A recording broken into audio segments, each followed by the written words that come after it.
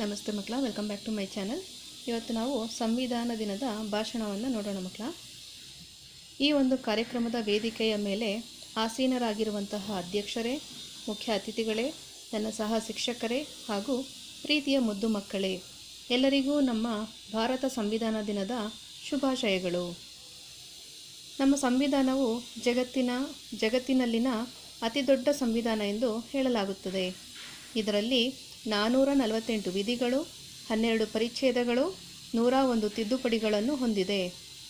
ಇಂತಹ ಬೃಹತ್ ಸಂವಿಧಾನವು ಜನವರಿ 26, 1950ರಂದು ಜಾರಿಗೆ ತರಲಾಗಿದೆ. ಈ ಮಹತ್ವದ ದಿನವನ್ನು ಗಣರಾಜ್ಯ ದಿನ ಎಂದು ಘೋಷಿಸಲಾಯಿತು. ನವೆಂಬರ್ 26ರಂದು ಸಂಸತ್ತಿನ ಶಾಸನ ಸಭೆಯಲ್ಲಿ ಅಂಬೇಡ್ಕರ್ ಅವರು ಸಂವಿಧಾನವನ್ನು ಮಂಡಿಸಿ ಮಾತನಾಡಿದ ದಿನವನ್ನೇ ಈಗ ಸಂವಿಧಾನದ ದಿನ ಎಂದು ಆಚರಿಸಲಾಗುತ್ತಿದೆ. ಭಾರತ ಸರ್ಕಾರವು 2015ರಲ್ಲಿ ಅಂಬೇಡ್ಕರರ 125ನೇ ಜನ್ಮೋತ್ಸವದ ಆಚರಣೆಯ ಸಂದರ್ಭದಲ್ಲಿ ನವೆಂಬರ್ 19ರಂದು ತನ್ನ ಗೆಜೆಟ್ನಲ್ಲಿ ನವೆಂಬರ್ 26ನ್ನು ಸಂವಿಧಾನ ದಿವಸ್ ಎಂದು ಪ್ರಕಟಣೆಯನ್ನು ಹೊರಡಿಸಿತು. ಅಂದಿನಿಂದ ಇದನ್ನು ಸಂವಿಧಾನದ ಮಹತ್ವ ಮತ್ತು ಅಂಬೇಡ್ಕರರ ವಿಚಾರಧಾರೆಯನ್ನು ಜನರಲ್ಲಿ ಬಿತ್ತುವ ನಿಟ್ಟಿನಲ್ಲಿ ಈ ದಿನವನ್ನು ಸರ್ಕಾರ ಅಧಿಕೃತವಾಗಿ ಆಚರಿಸುತ್ತಾ ಬಂದಿದ್ದೇವೆ. ಭಾರತ ಸಂವಿಧಾನವನ್ನು 1949ರ ನವೆಂಬರ್ 26ರಂದು ಸ್ವೀಕರಿಸಲಾಯಿತು. ಇದು 1950ರ ಜನವರಿ 26ರಂದು ಅನುಷ್ಠಾನಕ್ಕೆ ಬಂತು. ಭಾರತದ ಸಂವಿಧಾನವು ಟೈಪ್ ಮಾಡಿರುವುದಲ್ಲ ಅಥವಾ ಮುದ್ರಿತವೂ ಅಲ್ಲ. ಇದನ್ನು ಸಂಪೂರ್ಣವಾಗಿ ಕೈಯಲ್ಲಿ ಬರೆಯಲಾಗಿದ್ದು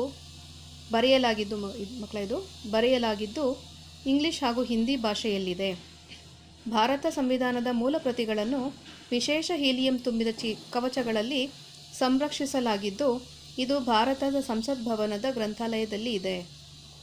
ಭಾರತ ಸಂವಿಧಾನವನ್ನು ಬೇರೆ ಕಡೆಗಳಿಂದ ಪಡೆದ ಅಂಶಗಳ ಚೀಲ ಎಂದು ಕರೆಯಲಾಗುತ್ತಿದೆ. ಸ್ವಾತಂತ್ರ್ಯ, ಸಮಾನತೆ ಹಾಗೂ ಭ್ರಾತೃತ್ವದ ಪರಿಕಲ್ಪನೆಗಳನ್ನು ಫ್ರಾನ್ಸ್ ಸಂವಿಧಾನದಿಂದ ಪಡೆಯಲಾಗಿದೆ.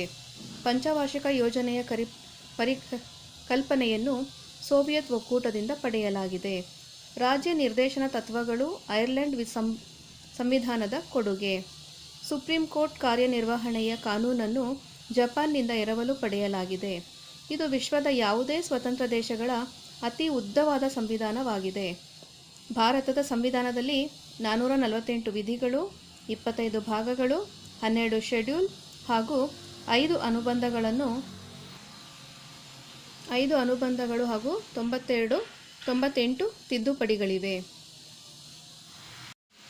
ಸಂವಿಧಾನ ರಚನಾ ಸಮಿತಿಯಲ್ಲಿ 284 ಮಂದಿ ಸದಸ್ಯರಿದ್ದರು. ಅವರಲ್ಲಿ 15 ಮಂದಿ ಮಹಿಳಾ ಸದಸ್ಯರಿದ್ದಾರೆ.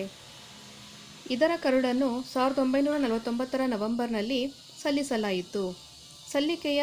ಸಲ್ಲಿಕೆಯ ನಂತರ ಅದನ್ನು ಪೂರ್ಣಗೊಳಿಸಲು 3 ವರ್ಷ ಬೇಕಾಯಿತು. ಸಂವಿಧಾನ ರಚನಾ ಸಮಿತಿಯಲ್ಲಿದ್ದ ಎಲ್ಲ 284 ಮಂದಿ ಸದಸ್ಯರು 1950ರ ಜನವರಿ 24ರಂದು ಈ ದಾಖಲೆಗೆ ಸಹಿ ಮಾಡಿದರು. 1950ರ ಜನವರಿ 26ರಂದು ಇದು ಅಸ್ತಿತ್ವಕ್ಕೆ ಬಂತು. ಭಾರತದ ರಾಷ್ಟ್ರ ಲಾಂಛನವನ್ನು ಅದೇ ದಿನ ಅಳವಡಿಸಿಕೊಳ್ಳಲಾಯಿತು. ಭಾರತದ ಸಂವಿಧಾನವನ್ನು ವಿಶ್ವದ ಅತ್ಯುತ್ತಮ ಸಂವಿಧಾನಗಳಲ್ಲೊಂದು ಎಂದು ಹೇಳಲಾಗಿದೆ, ಏಕೆಂದರೆ ಅದಕ್ಕೆ ಕೇವಲ 94 ತಿದ್ದುಪಡಿಗಳನ್ನು ತರಲಾಗಿದೆ.